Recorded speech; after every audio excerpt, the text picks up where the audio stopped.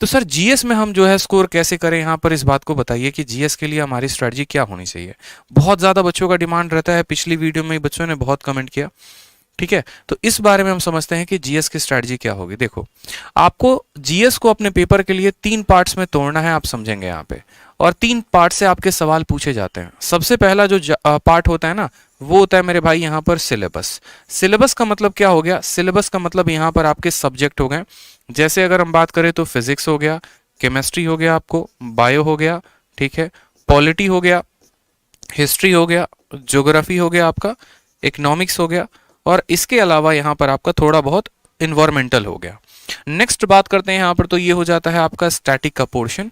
ये जो स्टैटिक का पोर्शंस होते हैं, जैसे आप कह सकते हैं इसमें कि सर कंट्री एंड कैपिटल है, ठीक है। फिर उसके बाद यहाँ पर करेंसी जैसे शब्द हो गए।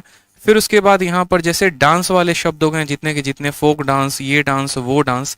इसके अलावा जितने भी स्टैटिक के पोर्शंस हो गए, प्रथम पुरुष, प्रथम महिला, यहाँ के राष्ट्रपति कौन है, यहाँ के ये कौन है, ये फलाना ठिकाना, जितनी बातें होती हैं।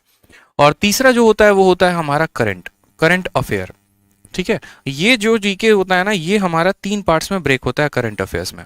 जैसे कि मैंने कहा आपको, पहला पार्ट सिलेबस, दूसरा पार्ट स्टैटिक, तीसरा पार्ट करंट अफेयर। और हमें एक ऐसी रणनीति बनानी होगी जिनसे हम तीनों पार्ट को क्रैक कर पाएं बड़े अच्छे तरीके से, क्योंकि पेपर में सवाल यहाँ से भी आते हैं, यहाँ से भी आते हैं, यहाँ से भी आते हैं। अगर हम इनके ब्रेकआउट की बात करें तो करंट अफेयर्स में हमारे कितने सवाल होते हैं?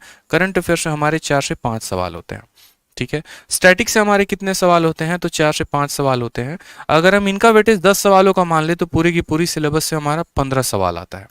और हमें जो है एक ऐसी रणनीति बनानी पड़ेगी। देखो भाई, जिन्होंने वीडियो को अभी तक लाइक नहीं किया है वो लाइक कर दें, और जिन्होंने वीडियो को शेयर नहीं किया वो शेयर कर दें। अगर मैं इतनी वैल्यूएबल बात आप लोगों से शेयर कर रहा हूं आप लोगों के स्कोर को बढ़ाने के लिए, तो ये आप लोगों का भी फर्ज बनता है कि आप भी इस वीडियो को ज़्यादा से ज़्यादा लोगों तक शेयर करो, ठीक है। अगर मैंने यहाँ पर जो है एक जहद उठाई है कि आप लोगों के स्कोर को बढ़ाऊं, मैं आप लोगों की सहायता करूं, मैं आप लोगों को जो है स्ट्रैटेजी ढंग की बताऊं, तो उसी तरीके से आप लोगों का भी ये फर्ज बनता है कि आप वीडियो को ज़्यादा से ज़्यादा लोगों तक पहुंचाओ, ठीक है। तो ज़्यादा से ज़्यादा लोगों तक शेयर करो आप। तो ये हमारा एक सिलेबस हो गया, और दूसरा हो गया हमारा ये स्टैटिक का पोर्शन, और तीसरा हो गया हमारा करंट अफेयर का पोर्शन, ठीक है। ये सभी पॉइंट्स पर अगर जो स्टूडेंट काम कर लेगा उसका जीएस में जो स्ट्रैटेजी है, जीएस में जो स्कोर है, वो हमारा 35 प्लस आना शुरू हो जाएगा। और 30 और 35 प्लस एक बहुत ही बढ़िया स्कोर माना जाता है आपके जीएस में। अगर इतना आप स्कोर करते हैं तो आपका बहुत अच्छा रिजल्ट आएगा। लेकिन इस बढ़िया रिजल्ट के लिए हमें क्या करना पड़ेगा, किस तरीके की प्लानिंग करनी पड़ेगी, किस तरीके की जो है हमें ब्रेकआउट रखना पड़ेगा। तो जैसा कि मैंने आपको सबसे पहले बताया, तो यहाँ पर समझते हैं, सबसे पहले यहाँ से शुरुआत करते हैं, ठीक है। सबसे पहला पॉइंट आप पकड़िए यहाँ पे सब्जेक्ट में। इस सब्जेक्ट में अगर आपको देखना है ना, तो आप देखना यहाँ फिजिक्स से ज्यादा क्वेश्चन नहीं आते, बायोलॉजी केमिस्ट्री से ज्यादा नहीं आते, सबसे ज्यादा बायो से आते हैं, फिर पॉलिटी से, हिस्ट्री से और ज्योग्राफी से। ये आपके जो है ना, ये 4 सब्जेक्ट जो हैं ये बहुत इंपॉर्टेंट है इन 7 सब्जेक्ट्स में। इसको जो है आप प्रॉपर तरीके से अगर रिवाइज कर लेते हैं, प्रॉपर तरीके से आप एक एक पॉइंट पढ़ लेते हैं, तो आपको परेशानी नहीं होगी। फिर बच्चा बोलेगा कि सर इसको पढ़े तो कहाँ से पढ़े, ठीक है, क्या कोई किताब को रेफर करें, क्या कोई यूट्यूब चैनल को रेफर करें, कैसे पढ़ें? तो देखो, हमारे चैनल पर ऑलरेडी क्लासेस चल रही है, आप उससे रेफरेंस ले सकते हैं। इसके अलावा जो है अगर आप किसी बुक से पढ़ना चाहते हैं तो आप किसी बुक से पढ़ सकते हैं, लेकिन बुक में जो सबसे बेस्ट होगा मेरे हिसाब से वो रहेगा लूसेंट।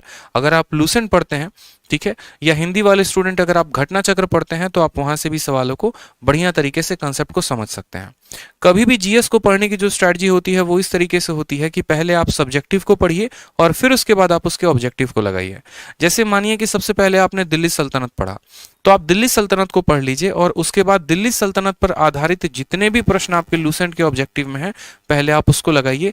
इससे क्या होगा कि आपका जो लेवल है वो इंक्रीज होगा, आपको जो चीज़ें हैं क्रम अनुसार याद होती चले जाएंगे, और आपका फिक्स रहेगा कि हाँ यार, जब मेरे सामने 4 ऑप्शंस आते हैं तो उसमें मुझे सही ऑप्शन किस तरीके से टिक करना है। तो इन बातों पर सबसे ज़्यादा फोकस करिए। नेक्स्ट बात आता है स्टैटिक में। स्टैटिक के लिए देखो अलग अलग तरीके से काम किया जा सकता है। स्टैटिक में कोई बच्चा बोलता है कि सर हमको ट्रिक से याद होता है, जैसे मानो कि पहाड़ हो गए, पर्वत हो गए, आपके दर्रे हो गए, ठीक है, इनको कोई बच्चा कहता है कि सर हमको ट्रिक से याद करना है। जैसे जितने ताल वाले हो गए, जिस शब्द के आगे ताल लगा होता है वो कहाँ पर होता है, सारे के सारे उत्तराखंड में हो गए, भीमताल, ठीक है, नैनीताल, इस तरीके से करके, तो ये सारे के सारे मेरे भाई कहाँ पर हो गए, उत्तराखंड में। तो आपने जैसे ट्रिक से याद कर लिया। नहीं तो आप ऐसा कर सकते हो कि आप ट्रिक से, यूट्यूब चैनल में आपको एक बता रहा हूँ, वहां से भी आप फॉलो कर सकते हो, क्रेजी जी के ट्रिक्स करके।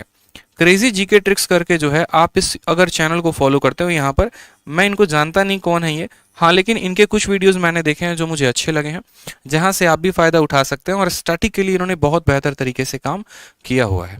तो स्टैटिक का पोर्शन आप यहां से कंप्लीट कर लीजिए। साथ में लूसेंट का जो मिसलेनियस है, उस लूसेंट के मिसलेनियस को जरूर खत्म कर लीजिए मेरे भाई, ठीक है। लूसेंट का जो मिसलेनियस है ना, उनको भी आप जरूर खत्म कर लो। मिसलेनियस में जैसे आपका हो गया कंट्री कैपिटल है, इसके अलावा जो है एक एक पार्क है, वाइल्ड लाइफ सेंचुरीज हैं, इसके अलावा जो है कौन सा पार्क, जैसे सिमलीपाल हो गया, सिमलीपाल कहाँ है तो उड़ीसा में है। जैसे डांस के बारे में हो गया कि जो राउफ डांस है वो कहाँ का है तो कश्मीर का है, जो तमाशा है वो कहाँ का है तो महाराष्ट्र का है। इस तरीके से आप एक एक पॉइंट को यहाँ पर टिक करके मिसलेनियस में खत्म कर सकते हैं। इसके अलावा जैसे मानो और भी पिंक बॉक्स कैसे हो गए, हिस्ट्री में आपने कुछ पढ़ा होगा, ज्योग्राफी में पढ़ा होगा, जैसे आर्य समाज की स्थापना किसने की थी, कब की थी, रोयतवारी जो सिस्टम हो गया वो कौन लेकर आया था, जमींदारी कौन लेकर आया था, तो ये लूसेंट में पिंक बॉक्स में बनाकर दिया गया है। ये आपके ऐसे होते हैं जिनको अगर आप कवर अप कर लेते हैं अच्छे तरीके से, तो आपका स्टैटिक में एक भी सवाल नहीं छूटेगा।